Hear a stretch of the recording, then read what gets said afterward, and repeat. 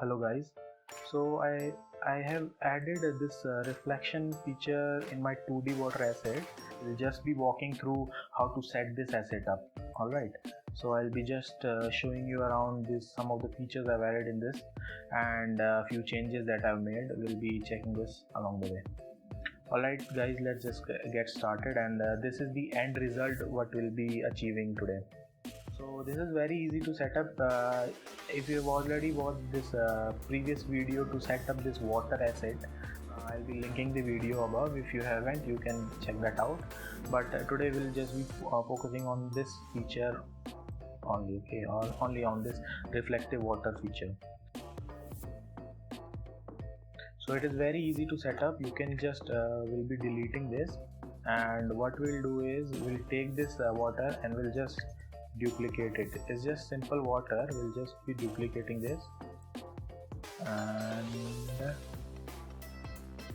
alright, we'll just place this over here, and let's just increase the columns to maybe 55. If I remember correctly, it was 55. Yeah, it's 55, and let's just adjust the height to about 500. Okay, and let's just bring this asset in front of everything. So we'll go with about 100. So it is in front of everything now. So what we'll be doing is to turn on the reflection. First of all, I've created this completely turn off tick function, this tick boolean. So when you click, make it true, the water will not react with anything now.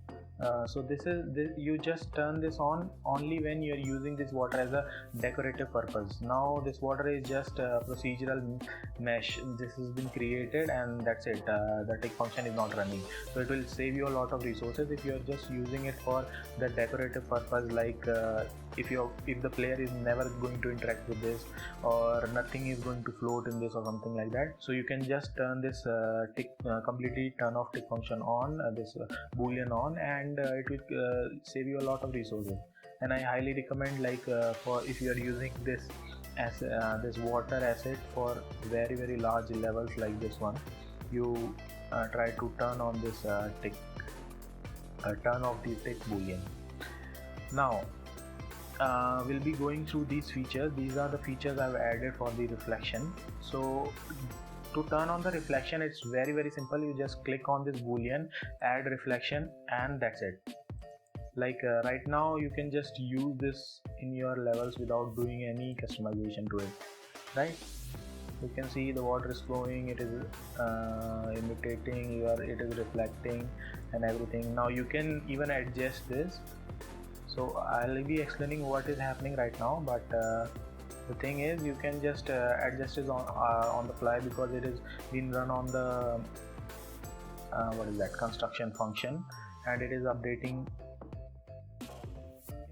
So it is updating constantly. So you can just use it. You can see how it looks, how it feels, and then you can set it up perfectly how you want it. All right. So the another feature in this is for the gradient. Alright, this water, as you see, is clear reflection of what is above. So what is happening is, when you turn on this add reflection feature, so what happens is this camera is being added. This is not been added already to the blueprint. It is being created and added to the scene component, right? It is a scene component, and it is being created by the construction script on the fly. When you turn on this boolean, then it will be created. So it has been created such that the amount it is reflecting is exactly same to the water. So if you change this height of this water, okay, alright, we'll change it to about say 1000. So you'll see this camera length is also increasing. So you don't have to do anything. This will take care of everything. You just set this water however you want, and the reflection will be just starting just above the water. Here the water ends and the reflection starts from here itself, right? So you don't have to do anything. Now I have a few features if you want to customize this water. So first of all, I have added this turn on gradient boolean. So if you turn on this gradient, you'll see this water now imitates the depth also, right? You cannot see properly below the certain level, and on the surface you can see clearly. So it is imitating that. You can turn up or turn down the intensity of this gradient also, the gradient intensity. Then this feature I thought would be helpful for you guys, and if you can turn on or turn off, it will be really, like, it will depend on you. So you can turn off this feature and turn on the feature. Other thing is this calm water. As you can see right now, the water is very distorted, and if you click on this calm water, it will calm down. Like it is using different texture now. So we are using two different textures for two different noise textures or water textures to imitate this calm water and distorted water. So right now you see, if you are aiming for something like this, you can do it, and either way you can adjust the noise strength also from here also.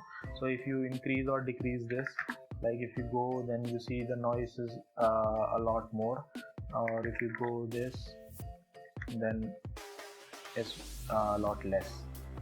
0.03 was the ideal one. So you can play around with this one also.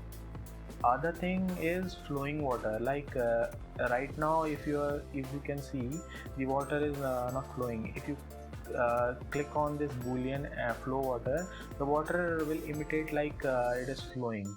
It is calm water, so it will not work properly. But if you switch off this, you can see the water is flowing, like you can imitate a river or something in this. Alright, so this is also a feature I've just added. Other thing is this underwater. Now this feature, either it will be very useful to you, or either it will you can just ignore this feature. This feature is only for the someone who is trying to design an underwater level or something like that.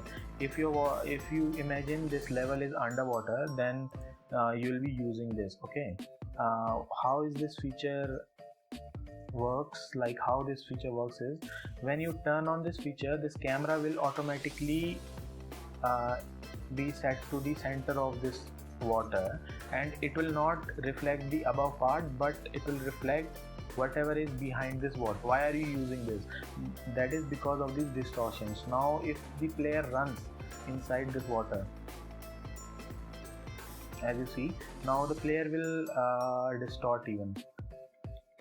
Okay, so if you are creating like some level that is underwater or something, and you just turn on this feature underwater, and you increase the level like 1500 or something, and now this whole level is underwater.